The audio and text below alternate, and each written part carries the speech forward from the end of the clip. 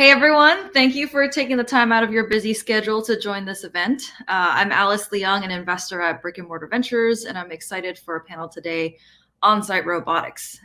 So I'm sure most of you have been in the industry for some time now, and over the last 10 years or so, we saw a lot of new software technologies focusing on the field once we've seen smartphones and tablets start coming onto our construction sites. And I think it really wasn't until the last couple of years when we started seeing more hardware or robotics focused startups coming into the construction industry. So as you've kind of heard in Tom's introduction, as well as the previous panel, the labor shortages are hitting every single trade and almost every single site. We're seeing this as, a major issue that a lot of contractors are talking about. And that's especially why I'm so excited to talk about robotics coming into construction and how robotics is changing the way that we build. So for today's panel, I'm honored to be joined on this virtual stage by Danielle Proctor with Advanced Construction Robotics, Kevin Albert with Canvas, and Derrick Morse with Rugged Robotics. Before we jump into the discussion, I'd like to give the panelists an opportunity to introduce themselves and tell you a little bit about what they're working on, just to provide some context for the conversation. And even before we kind of jump into that, I also want to share a little bit of my personal experiences and as to why I'm so excited about these companies. So before joining Brick and Mortar, I worked at DPR Construction. So I was a general contractor, spent a lot of time out on construction sites, and worked with a lot of the new emerging technologies coming into construction. And while I was out on sites during foundations and in the structural phase, I saw a lot of iron workers leaning over, bending over, tying rebar. So the first company that I want to bring on stage to introduce themselves is Advanced Construction Robotics. So I'll let Danielle come up on stage and share a little bit about herself and the company. Hi, Allison. Thank you so much for having me on your panelist. And yes, watching those guys carry rebar and tie is exactly why we are out where we are today. So I'm Danielle Proctor. I'm the CEO of Advanced Construction Robotics. Just quick background on myself. I started out actually in the software and new product development space back when it was the tech startup boom. Worked with those companies for a good bit on business intelligence. My entrepreneurial spirit took over, however, and I moved into the construction space in the early 2000s, where I founded and ran Amelie Construction and Supply. We provided structural steel erection, rehab, and foundation services for general contractors across the East Coast. When I was invited to join the ACR team a couple of years ago, it was a really, really unique opportunity where I could actually merge my technical and new product marketing skills with construction. And I can't say how excited I am to be a part of a team like this as we launch robots onto the job site. So a leading provider of robotic equipment, Advanced Construction Robotics is transforming the construction industry by filling that skilled labor gap and increasing overall productivity. Our robots are giving construction firms the tools they need, not only to meet that rapidly growing demand that's coming rapidly in front of us, but reducing schedule risks, and more importantly, doing this all safely so that those guys can go home at the end of the day. We have a short video, I believe, of a couple of our products. So I'd like to introduce you to the first of our robots, which is TieBot. TieBot is the world's first fully autonomous rebar tying robot. It is a plug-and-play solution. So nice thing about TieBot is no pre-mapping, no pre-programming, no BIM input. And usually within an hour, the robot can be up on your project and working. It does self-think. It sees, it thinks, and it ties autonomously. And as long as it sees that intersection, it's going to go and grab them. TieBot is out there today. We've successfully completed over 31 projects, and the fleet has basically completed about 8.5, almost 9 million pounds of rebar. We're really excited for TieBot's partner to come on board later on this fall. IronBot is going to be the heavy lifter, and it'll self-carry, lift, and place up to 5,000-pound bundles of rebar, which, for those people who are out there doing that today, this combination of these two robots together, we are already expecting at least 250% increase in productivity and we're expecting it to get even better. So I'm really excited to be here with our fellow pioneers as we explore and talk about this robotic revolution we are in the middle of. Awesome. Thanks, Danielle. And just another little story of my time on the construction site. I just remember walking down one of the long hallways in a hospital job that I was working on where, we were basically doing a huge redesign of the medical equipment rooms. And I remember after we installed the drywall and it was time for finishing, we just saw so many different humidifiers that were just installed trying to speed up that drywall finishing process. So the next robotics company to introduce is Canvas, and I'll let Kevin Albert come up on stage and introduce himself. All right, thanks, Alice. I'm Kevin Albert, the CEO of Canvas. Where our mission is to empower people to build in bold new ways. And like my colleagues here, we're doing that by bringing automation onto site and really putting robots in the hands of skilled trade workers in the interiors of buildings. We've kind of created a new class of flexible tool, but machine tool for the interiors of buildings. It's the first time you've really seen this kind of machine tool that can do work inside the building.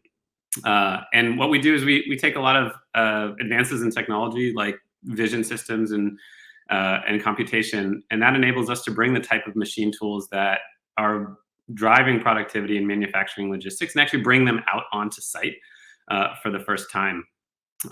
Similar to kind of my colleagues here. And what's been exciting to see is how well those integrates. But I think a lot of people talk about the similarities in manufacturing and construction, and one thing we've come to understand is that they're actually very different in two key ways. And it's really, if you think about manufacturing, everything's fixed and controlled. And so you can calibrate robots ahead of time. You can put them on the manufacturing floor. Whereas in construction, every new building is custom. That means your building floor is custom every time. It's very dynamic. Everything's changing. You have to adapt to a new environment every time. So similar to Danielle, we have a plug-and-play system. We use advanced vision systems to scan the interior of buildings in real time, creating geometrically accurate maps that allow us to bring that control and calibration and precision onto site and run machines and actually apply it to the work. And so, as Alice said, our first product is in drywall finishing. We chose drywall finishing because it is really one of the most challenging, time-consuming, and physically taxing jobs that's out there on site. And we saw this in a similar way that Alice saw. And so we really are, one of the big philosophies of our company is that by using the precision of the machine, we can really kind of change the workers' abilities and give them higher levels of precision while keeping their ability to handle the variability on site. And this allows us to kind of change the way the work actually gets done. And so I'll give you an example in the video, but before we roll that, drywall finishing, for those who aren't intimately familiar, is really the process of putting joint compound onto a panelized system of wall over a multi-day process. So usually 5 to 7 days to get your final finish, where you iteratively put joint compound on and try to create a perfectly flat surface. What we do with the machine is we actually remove steps. We change the way the work is done. We remove steps from the process. This allows us to give us faster schedules to owners and GCs while keeping the worker in command of the machine at all times. And so we'll roll a video and you can see a little bit of what that looks like. So like the manual method, we fire tape the walls ahead of time. And then as the machine rolls in, we automatically scan the building. Like I said, we get accurate maps with all of the seams and outlets. It plans the workspaces. The worker can then adjust the workspaces. And due to the precision of the machine, we can then put all of the joint compound on the wall in the first day. Something that takes 5, 6, 7 days with the manual process. We let that dry overnight for one drying cycle. We put a sanding head on that same machine, and then it comes back and with the same maps before, sands the wall to a perfectly flat level 5 or higher surface. It also is vacuum captured, so it captures all the dust, leaving a clean environment, better working conditions for the workers. And then we capture all of that data in real time, being able to coordinate progress with the crew and having real live updates on exactly what's going on in site. And so this is kind of one of the interesting enablers that we are starting to see is as machines start to do the work under the guide of the workers, we actually get this huge amount of transparency and information about the way the works get done, which is one of the things that has driven productivity in other industries, but still is tough to get at in construction. So excited to talk more about all of our work with the great pioneers that I'm sitting here with today, and I'll pass it back to Alice to introduce our last one. Thanks, Kevin. And I guess last little story from my construction experience today. I got to spend some time with BIM and VDC, and I saw the time savings in translating a lot of that digital information from a coordinated model to robotic total stations to lay out a lot of the MEP points out on site. So this next company is kind of like one step beyond the robotic total station. So I'll let Derrick Morse come out on stage and introduce Rugged Robotics. Thanks, Alice. So happy to be here. Thanks for having me. I'd like to start with a quick probably a 60-second personal intro, so you know a little bit about me, and then happy to chat about Rugged and what we're doing. My background is in construction and engineering. I actually worked with the tools when I was in school. I hung sprinkler pipe for my neighbor, who was a commercial fire sprinkler contractor. Did that for a while. When I graduated from college, worked as a fire protection engineer and a code consultant for about 7 years. I'm a registered PE. So I spent quite a bit of time in the field and in the industry. Back in 2010, decided to go back to school, pursue my MBA to open up some additional opportunities. Enjoyed that experience, and ultimately that landed me in South Korea, where I took a role in corporate strategy working for Samsung Group in Samsung Global Headquarters in Seoul, South Korea. It was an amazing opportunity for both personal and professional growth. I really enjoyed it. For Chairman Lee's office, I was basically looking for new opportunities to grow the Samsung empire, new product lines or new geographies that were underpenetrated that we could attack. I liked that, but felt the longing to get back to the US and also get back into the construction game. Landed here in Houston, Texas, and have grown very, very fond of the community here. It's been a great home. When I landed, I started to chat with folks in the industry and quickly came to realize how big a problem labor availability and construction productivity were becoming, and decided I wanted to do something about that. So stood up Rugged Robotics with the goal of developing intelligent automation for the commercial construction sector. And our first product tackles the challenge of field layout. Field layout is the process of translating a digital CAD model, a BIM model, into the real world. It's the bridge between the digital and physical worlds. And traditionally that's done by hand by each trade individually. They use a variety of tools. Many of them are still using tape measures and chalk lines. Some are using robotic total stations or other surveying equipment. But our solution is significantly more sophisticated. And if you could roll the video, you'll see what it looks like. We have built a fully autonomous rover that navigates unfinished concrete floors and prints the fully coordinated design directly onto the concrete. It's a self-contained system. It's designed to travel on a commercial airliner. And when we arrive on a job site, we're able to rapidly deploy the robot and start printing almost immediately. We can print the full layout in hours or days instead of weeks. So we're much, much more efficient. We are currently printing architectural features like walls, doors, soffits, things like that, as well as MEP tags, MEP hanger locations. We can print up to 4 lines of text. So a lot of valuable information can be brought into the field. And that helps tremendously with the installation process. It's a fully self-contained system, so we don't rely on a total station. And it's also holonomic. So if you look at the drive system, you'll see some interesting features. It's 4-wheel drive, 4-wheel steering, which allows us to print directly adjacent to any obstructions or floor openings. We can get that print head very, very tight to anything in the building. It gives us amazing agility to get into the nooks and crannies of a building. And super excited to be here and continue the conversation about the robotics revolution in the construction industry. Awesome. Thanks, Derrick. And yeah, I'd like to start inviting everyone onto the stage. And before we jump into questions, I do want to let the audience know that if you have any questions, please feel free to add those into the comments and we can start rolling that into our conversation. I just want to make sure that, any outstanding, inquiries about specific companies or, construction robotics in general, please throw that into the comments. And I'd like to kick off this panel with a conversation around labor. So one statistic from the AGC is that 89% of contractors are having a hard time finding craft workers. And I think, there's always a common misconception that robots are coming to take away jobs. Many people in the audience may have watched Terminator and have heard of Elon Musk touting about, robotics and stuff like that. So just to bring it back to reality and, how this is impacting our construction sites, I want to ask our panelists, how have you worked with some of the unions or contractors on site to make sure that the implementation is comfortable and successful? So maybe I'll kick it off to Kevin to start off with.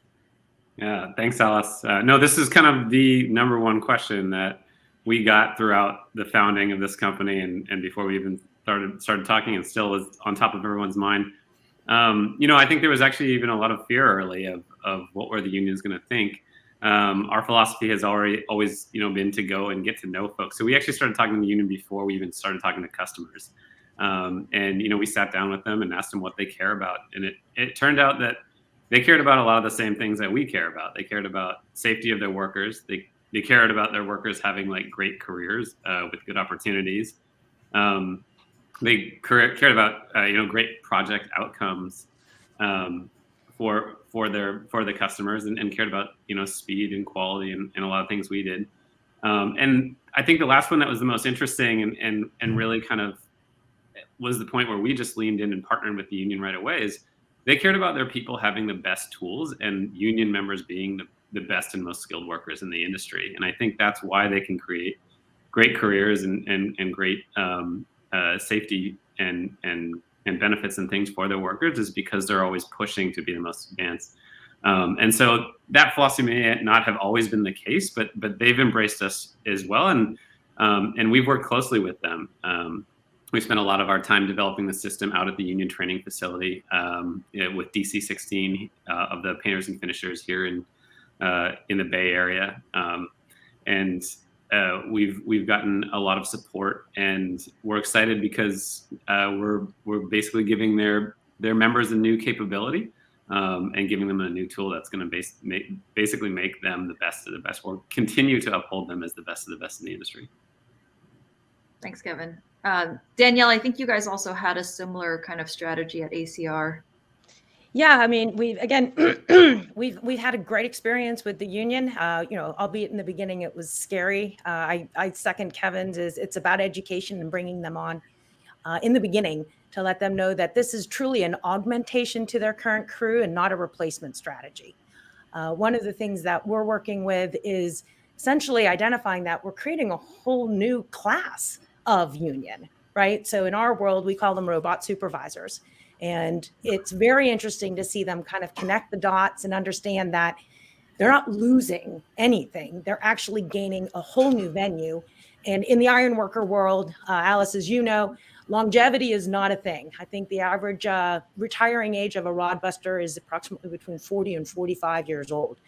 So for some of that wonderful knowledge and people that want to stay out on the job and continue to help build our infrastructure, robotics is a beautiful solution for them to increase their longevity on the job site and pass that knowledge along.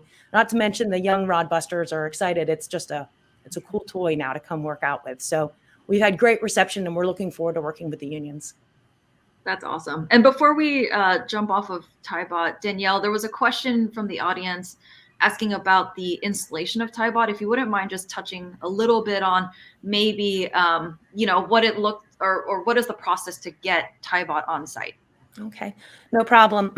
So once we know the width of the configuration, that's the primary thing we need to know. Currently, TieBot sits on existing screed rails that 9 times out of 10 are already in place for bridge work or screed finishing or concrete paving. In the event that there is no screed rail, we do have a porter rail system that would accompany the TieBot. At the end of the day, it comes on a trailer. Applications up to about 70 feet can fit on a 40-foot trailer without a CDL or additional, just a regular truck. We give you a lifting, and with the use of a crane, it comes off the trailer. We pick it up, set it on, in this case, a bridge, and she's ready to go. Awesome. Thank you. And maybe the next question for Derrick, just one from Tom in the audience, how clean does the floor need to be for the printer to work? Yeah, it's a good question. We've operated on a variety of surfaces. We're actually on a renovation job in New York City right now where the floor is definitely not ideal.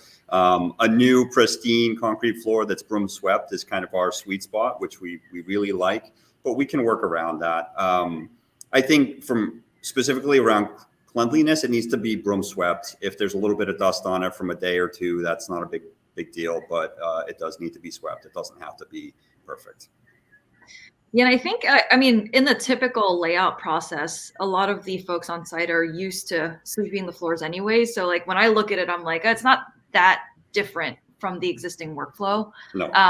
Yeah, it's so exactly the same. The guys, the carpenters that are generally snapping chalk lines for the architectural layout will often have someone working with them to sweep the floor, or at least sweep the location where their lines are.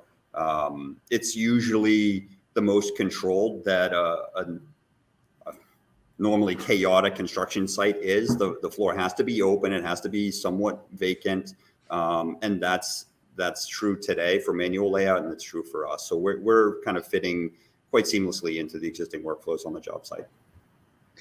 Yeah, and I especially like this panel because we're talking about bringing robotics onto the construction site. I know there's another panel on prefab, but there's so many different conditions on site that makes it so challenging to implement new tech. So I want to ask the next question: what are some of those challenges that may be, whether it's personnel challenges or environmental challenges? What are some of those challenges that you can share with the audience to just give us a sense of how challenging that site can be? So maybe we'll go into Kevin again.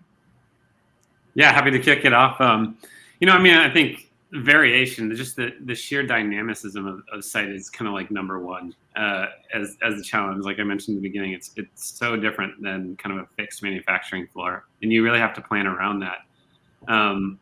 And that's our approach to that in one way was kind of always keep the worker as the person who's running the machine. And so people are extremely good at thinking on their feet, handling variation, and using tools to get the job done, whereas machines are extremely good at precision and accuracy and things. So that's one of the things we really focused on as we developed the system.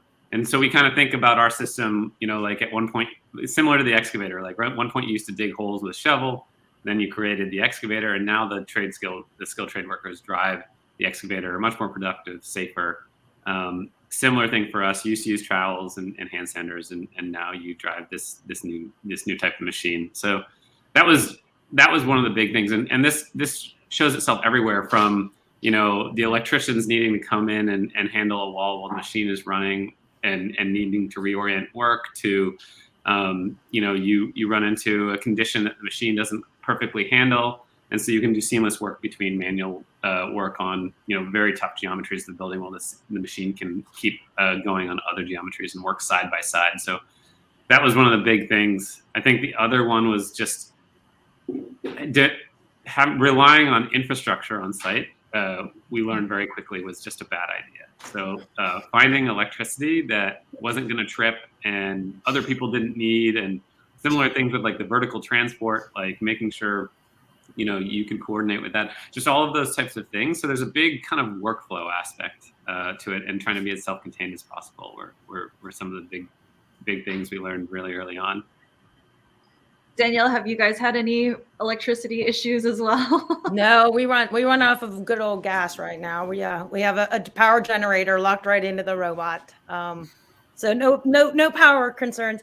I think an interesting thing that we've encountered when we're out there is, I like to call it almost the dance, right? So is educating our customers. How do you work with the robot? So it's a new thing. They've been doing this for years and years. They're very established. And this is the process, and this is how we build a bridge. It's been very fun to work with our customers, both integration and innovation partners on this, which is, what's the dance look like? How do we fit TieBot currently in a job perhaps that's currently going, has been one thing. And there's challenges, but we figure it out, and it may not be the runway we want or the timing or the layout, but TieBot is adaptable. Where we're moving, and I'm really excited about, is now contractors are coming to us a little bit beforehand and saying, okay, I get it, this plug and play, but how can I do things differently to increase and optimize the true power of robotics? Once we start seeing that shift, we're really excited about that. So current process is probably one of our biggest challenges because the robots want to go. And it's that adaptation and understanding of this is how we used to do it, and this is the way we need to look at doing it so that we can get an overall critical path enhancement. Awesome. And Derrick, I know you guys don't have you guys shouldn't have electricity issues because I hot swapped some batteries on the rugged robot. So what are some of your challenges? Yeah, we do need to charge those batteries from time to time. So site power has come up. If we need to plug into a generator, that's not a big deal. Continuity of power is not a major concern to us, that's for sure. I would say, I certainly understand and feel Danielle's, her thoughts around the dance. That's for sure front of mind for us. Navigating all the different stakeholders on a job site. You've got project managers, you've got superintendents, you've got workers in the field. They all have a very different perspective on what we're doing and making sure that we're working with each of them to make their jobs easier. We want everyone to see the value that we're providing. And to each one of those stakeholders, the value is a little bit different.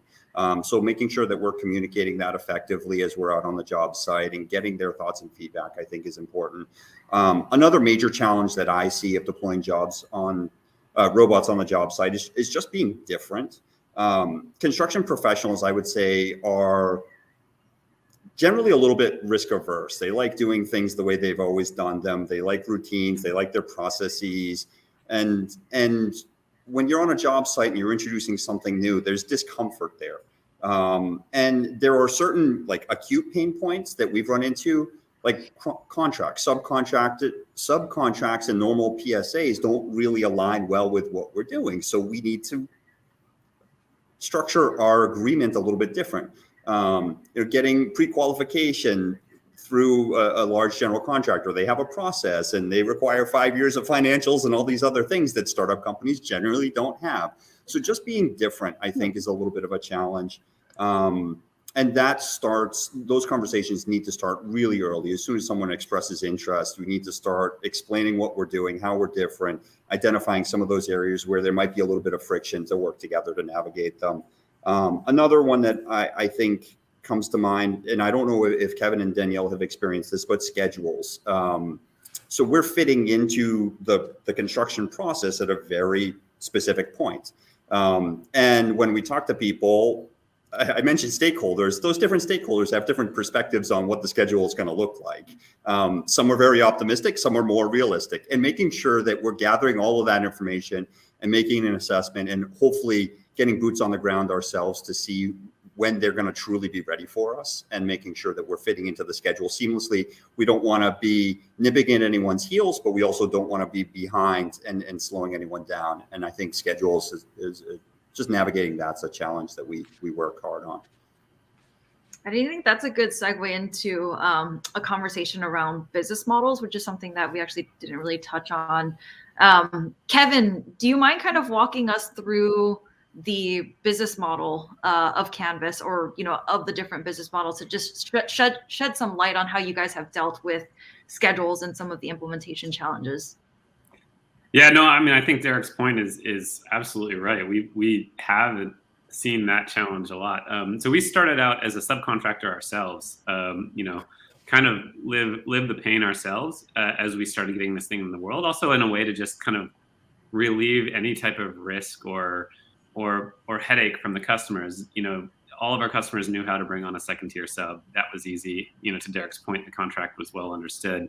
And so we just came in and did the work. We built our own crew and ran the machines. And, at times the machines broke down and the customer didn't have to worry about that. And we learned a ton. We learned about all the ins and outs of the job and really what they needed. And we've actually been running that way since about 2017. So even from the point where we were kind of pushing the machine by hand and cranking up the lift with a crank as opposed to it being automated, we just got out really early to start learning it. But what we see, we see projects move all over the place, which is a really interesting dynamic. They slide on top of each other. So in some ways, the way we're seeing a lot of people, we've gotten good enough at the subcontracting that all of our customers kind of said, we want the machine ourselves. So we've now started to lease them to kind of select partners that really have proven to be forward thinkers through the journey and industry leaders.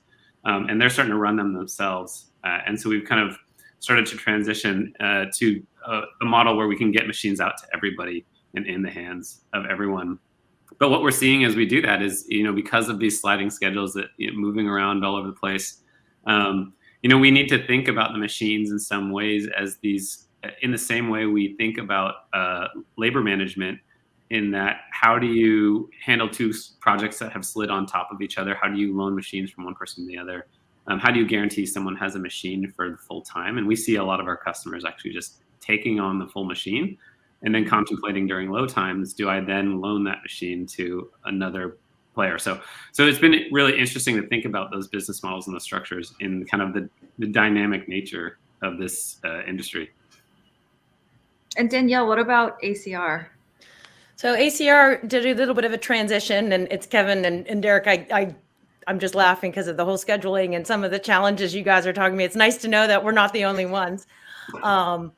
So again, in the interest of alleviating fear or not understanding and mitigating risk, originally last year, TieBots were going out pretty much like on a weekly rental basis.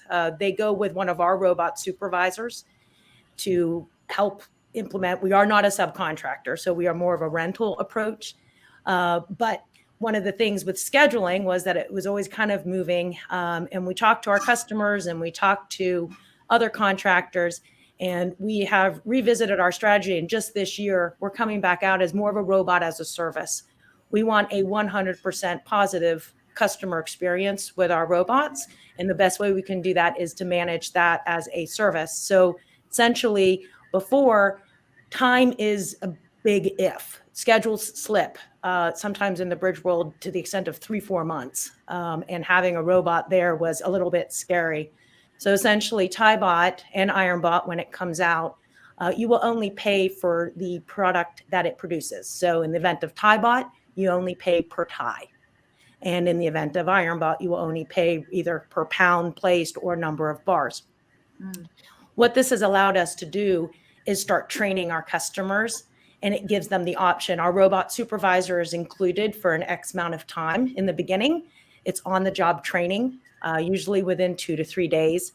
The customer would be able to just take off and run with their own, of course, with our online support and service, or they can continue to use our supervisors. So what we're trying to do is train everybody to be able to use these on their own. But if you don't want to, no problem. We have a whole fleet of robot supervisors that we'd be more than happy to send out. Awesome. And Derrick, I know you guys are earlier in the journey, but how are you guys charging for your services? It's interesting. We're, I think, actually right in between Kevin and Danielle. So we're on the same journey that Kevin described. We currently control the robots on the job sites ourselves. We're going through the pain of learning on each deployment and identifying the edge cases that we didn't plan for initially, and capturing those and building around those.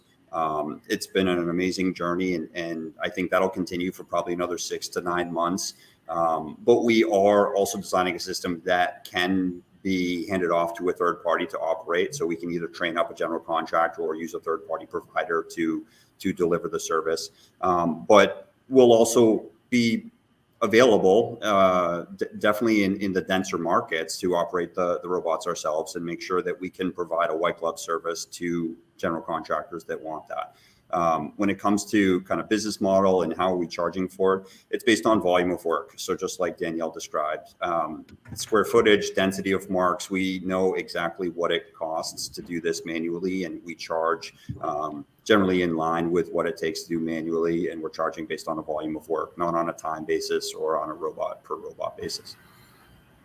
Awesome. And while we're on the conversation around cost, there was a great question from David about, is there any job size kind of minimum that makes it better for achieving some type of ROI?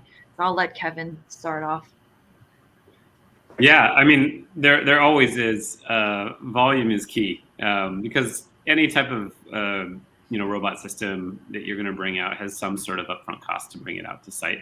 That would be more so than the crew, and so you kind of make that up by having more square footage to do. For us, this looks like something like about 10,000 square feet of wall space, which is a relatively small building. But deploying it for less than that, you're probably going to want to keep with the agile nature of a crew and just deal with it being slower, and you can handle the quality and callbacks in that case. And as you get bigger, especially with repetitive floors, like 20-story buildings where each floor looks about the same, you just get faster and faster as you go up. And so we've hit really high production rates when we've done things like that. A lot of great questions, so I might just start picking individuals for these. So there was a question from Sam about how do you handle the increased requirement for accurate BIM drawings these robotics might require. I think maybe just Derrick, if you want to make a comment on whether or not you guys even need accurate BIM drawings. Yeah, and I think Danielle talked about this in the video. It helps, but it's not a requirement. We can parse and digest information out of AutoCAD. We're actually working on being able to digest PDF contract documents as well. So we're not forcing general contractors or projects into that route of a really detailed BIM model. It is helpful. There's more data there, and that helps us bring more data and more detail into the field, and that has an impact on the installation process. But for just a basic layout, we can use some basic data sources. Awesome. Because we're running up on time, I'll do one last question for Danielle. Just given your experience in technology construction and now in robotics, how do you see the future role of, say, young professionals coming into construction changing? It's really understanding where and benefits are going to be realized and applying that education process, right? So this world is changing. What our college paths and career paths were 10, 15, 20 years ago, it's completely different. So, as everybody is adopting robotics, I think the biggest thing for them is start learning, go out there and learn, research, find out what that is, and start applying. How can I make this world better, right? That is what we're trying to do, is how do you find something out there that's either laborious or repetitive? What can we do to change the world? And that wasn't a directive I was given 20 years ago, but that's absolutely directive as people are coming into this industry. They got to go. They got to look at, and I think that's just going to fuel this revolution we're in the middle of. Yeah. And the cool thing about seeing you guys implement your robotics on site is we're seeing roboticists go out to construction sites. We're seeing software engineers go out to construction sites. We're seeing a lot of interaction between construction foremen who are just also very excited about new tech coming into the space. And, when I visited some of the job sites, I'm just like, man, these guys in the field, like, they see this cool new piece of tech that's actually adding a lot of value to what they're doing. And I think people are getting excited. So I'm excited that, you guys are changing the way that we build, and that you guys are kind of reinvigorating another round of excitement around technology in construction. Because we've seen that, like I mentioned 10 years ago on the software side, we haven't really seen this, reinvigoration based on, physical things being out on our physical sites and just changing the way that we do physical things. So I'm all for construction robotics. So I'd like to thank you guys for taking the time to join in on this panel. I want to thank the audience for joining in and listening. I know there's still a bunch of questions, so if you guys have time to stick around, we can probably try to help answer anything in the comments. Thank you all. Thank you. Thanks, Alice. Thank you, Alice. Pleasure Thanks, to be here. Danielle. Thank Thanks, you. Derrick.